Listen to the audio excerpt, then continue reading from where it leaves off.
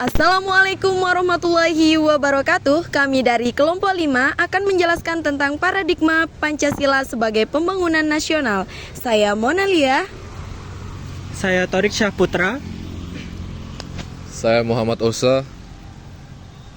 Saya Nesya Aulia Nur Azizah.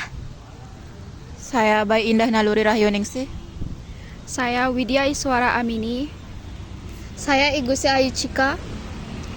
Saya Manzurul Fitian. Dan saya Hansa Dafa Asyura. Saya Monalia. Pemateri pertama akan menjelaskan tentang ketidakseimbangan pembangunan berdasarkan nilai-nilai Pancasila. Yang pertama, paradigma pembangunan nasional berdasarkan Pancasila. Pada hakikatnya, pembangunan nasional ialah pembangunan masyarakat Indonesia secara keseluruhan, yakni harus memerhatikan keseimbangan, kemerataan, dan keselarasan dalam kegiatan pembangunan. Pancasila memiliki fungsi sebagai landasan, ideologi, dan filsafat negara. Pancasila harus menjadi acuan dalam pengambilan kebijakan pemerintah, terutama pada pembangunan nasional. Yang kedua, implementasi paradigma Pancasila dalam pembangunan nasional. Seluruh nilai-nilai yang terkandung dalam Pancasila haruslah terwujud dalam kebijakan, mekanisme, program, serta institusi pembangunan nasional. Jadi selanjutnya ada faktor-faktor penyebab belum meratanya hasil pembangunan. Yang pertama itu ada konsentrasi ekonomi dan aglomerasi wilayah. Salah satu penyebab utama ketimpangan pembangunan adalah terjadinya konsentrasi kegiatan ekonomi di wilayah tertentu, terutama di Pulau Jawa. Fenomena ini disebut aglomerasi, yaitu ketika kegiatan ekonomi dan industri terkumpul di satu kawasan sehingga daerah itu semakin maju. Yang kedua, ada ketidakmerataan sumber daya manusia dan kapasitas daerah. Indonesia memiliki 38 provinsi dengan karakteristik sumber daya alam dan manusia yang berbeda-beda. Ada provinsi yang memiliki sumber daya alam melimpah dan SDM berkualitas, tapi ada juga yang sangat terbatas. Kalau suatu daerah kekurangan sumber daya alam atau tenaga kerja terampil, maka pertumbuhannya akan lebih lambat. Akibatnya, wilayah maju akan terus berkembang, sedangkan daerah yang kurang sumber daya akan tertinggal dan bahkan mengalami urbanisasi, di mana penduduknya pindah ke daerah yang lebih maju. Terus yang ketiga, ada perbedaan infrastruktur, mobilitas, dan aksesibilitas faktor. Berikutnya adalah perbedaan infrastruktur antar wilayah. Infrastruktur seperti jalan, transportasi, energi, dan jaringan komunikasi sangat berpengaruh terhadap pembangunan ekonomi. Pulau Jawa memiliki akses dan konektivitas yang jauh lebih baik dibandingkan luar Jawa. Daerah di luar Jawa seringkali sulit dijangkau, biayanya tinggi, dan fasilitasnya terbatas. Perbedaan ini bisa terjadi karena faktor geografis, kurangnya koordinasi antara pemerintah pusat dan daerah, serta terbatasnya anggaran pembangunan di wilayah terpencil. Terus yang keempat ada alokasi anggaran dan kebijakan pemerataan yang tidak efektif. Selanjutnya adalah masalah kebijakan dan alokasi anggaran. Menurut laporan Bappenas tahun 2023, distribusi anggaran pemerintah masih cenderung berat ke wilayah-wilayah dengan kapasitas fiskal tinggi, terutama di Pulau Jawa. Hal ini dikarenakan mekanisme alokasi dana pembangunan masih didasarkan pada kinerja fiskal dan kemampuan administrasi daerah, bukan semata-mata pada kebutuhan atau ketertinggalan wilayah. Akibatnya, daerah yang sudah maju justru mendapatkan porsi dana lebih besar, sedangkan daerah tertinggal tetap kesulitan untuk mengejar ketimpangan. Dan yang terakhir ada faktor geografis. Demografis dan historis, faktor terakhir adalah gabungan dari geografis, demografis, dan historis. Saya Bayi Indah Naluri Rahyuningsih. Pemateri ketiga, masalah ketimpangan pembangunan antara wilayah Jawa dan luar Jawa. Pertama, ada dominasi ekonomi Jawa. Perbandingan perekonomian antara wilayah di Indonesia dapat dilihat melalui produk domestik regional bruto atau PDRB yang menunjukkan kontribusi masing-masing wilayah terhadap perekonomian nasional. Pulau Jawa secara konsisten menyumbang lebih dari 50% total PDRB Indonesia, yang dimana di sini Pulau Jawa memang telah mendominasi. Yang kedua, ada pengembangan ekonomi regional. Ketimpangan ekonomi antara Jawa dan luar Jawa merupakan masalah multidimensi yang memerlukan solusi menyeluruh dan berkelanjutan. Salah satu langkah strategis yang dapat ditempuh adalah mengembangkan dan sektor-sektor unggulan di luar Jawa. Contohnya Sumatera yang memiliki potensi besar di sektor perkebunan kelapa sawit, dan juga ada Maluku kaya akan sumber daya perikanan, dan terakhir ada Nusa Tenggara memiliki potensi pariwisata masih dapat dikembangkan lebih jauh. Terima kasih. Poin ketiga, tingkat dan karakteristik ketimpangan. Jadi Jawa sebagai pusat segalanya, yakni menjadi pusat pemerintahan, keuangan, industri, dan populasi. Kemudian ketimpangan multidimensi tidak hanya berkaitan dengan ekonomi, tetapi juga menyangkut infrastruktur, kualitas pendidikan, kesehatan, dan layanan publik. Poin keempat, kontribusi ekonomi di Pulau Jawa merupakan raksasa ekonomi Indonesia.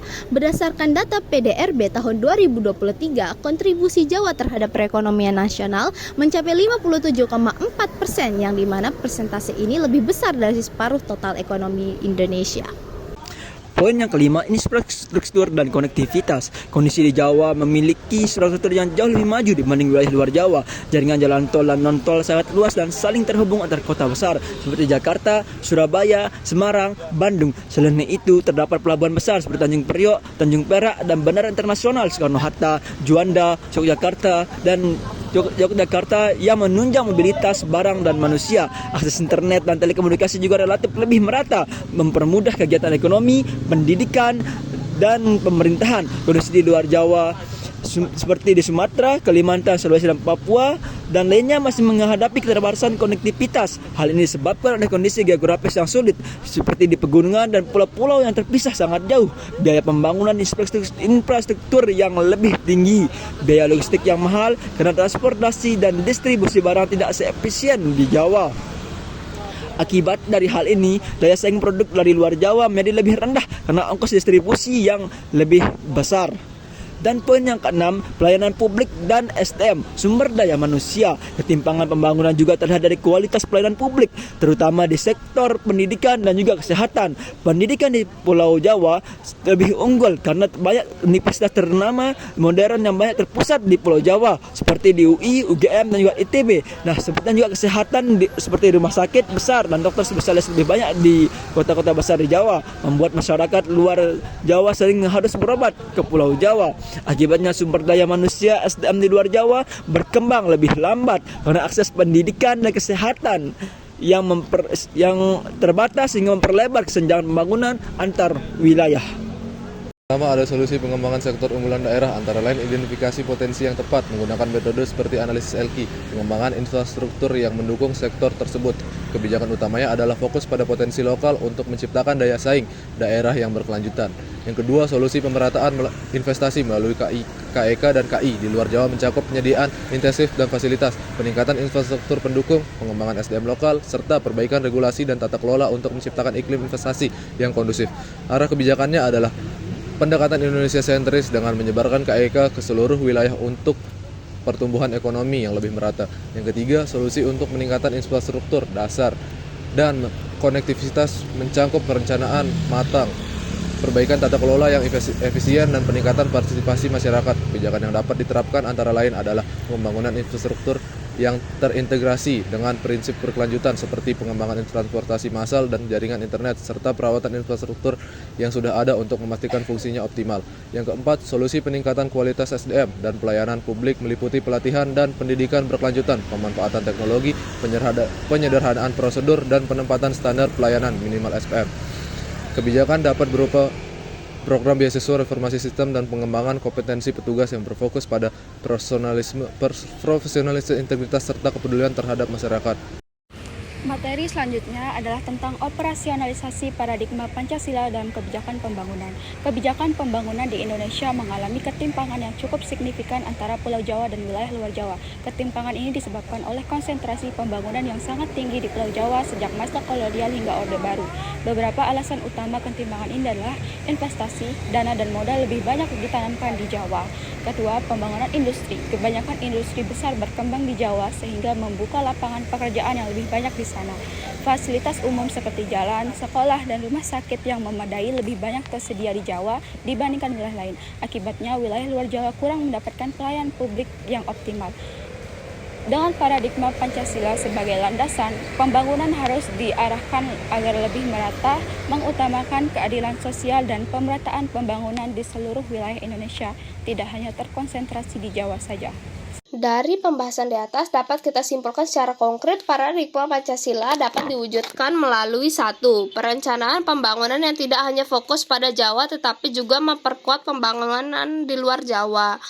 sebagai bentuk pemerataan dan keadilan sosial sesuai amanat Pancasila dan Undang-Undang Dasar 1945. Hal ini termasuk pembangunan infrastruktur dan peningkatan ekonomi di wilayah luar Jawa yang selama ini tertinggal dari Jawa. Dua, pemerintah berperan bukan hanya sebagai pengatur, tetapi juga sebagai pengelola dan pelopor yang aktif mengelola dan mengarahkan sumber daya secara adil dengan pola ekonomi Pancasila, yaitu sistem ekonomi yang menggabungkan pasar dan perencanaan ekonomi berbasis asas kekeluargaan yang mengutamakan kepentingan rakyat banyak. 3. Pelaksanaan program pembangunan berkeadilan sosial yang menjamin hak-hak masyarakat luar Jawa untuk menikmati akses yang sama terhadap fasilitas dan kesejahteraan seperti penyediaan rumah layak dan infrastruktur sosial yang mendukung kualitas hidup sesuai sila kelima Pancasila. Pembangunan politik Pancasila, pembangunan politik demokrasi Pancasila menekankan partisipasi seluruh rakyat daerah untuk memperkuat persatuan dan kesatuan dalam keberagaman, serta menjaga stabilitas pembangunan nasional agar merata dan tidak timpang. Dana desa, program dana desa adalah kebijakan untuk meningkatkan kesejahteraan masyarakat desa dan mengurangi kesenjangan pembangunan antara desa dan kota. Pemerintah memberi dana untuk pembangunan infrastruktur dasar, pemberdayaan ekonomi lokal, dan layanan publik. Program ini didasari semangat keadilan sosial agar desa yang tertinggal mendapat kesempatan lebih baik. Kredit usaha rakyat KUR merupakan kebijakan untuk membantu pelaku usaha kecil dan menengah UMKM memperoleh akses permodalan dengan bunga rendah. Tujuannya adalah memberdayakan ekonomi rakyat dan membuka kesempatan kerja baru. Dari kelompok 5, terima kasih. Wassalamualaikum warahmatullahi wabarakatuh.